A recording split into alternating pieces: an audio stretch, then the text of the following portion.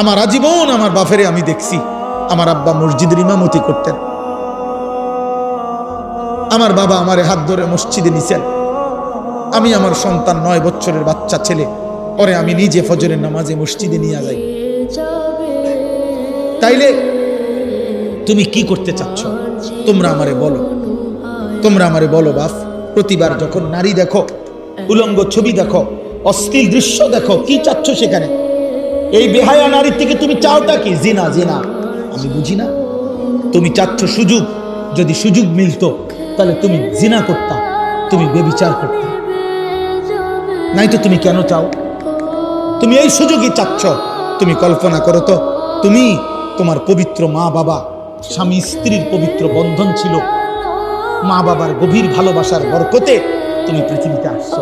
এখন তুমি যে হারাম ছবি দেখো, নারী দেখো, উলঙ্গ নারী দেখো, বেহায়া নারী দেখো, তুমি তার সাথে যা করতে চাচ্ছ জিনা, এর বিনিময়ে যদি কোনো সন্তান আসে, ওর কি পরিচয় হবে?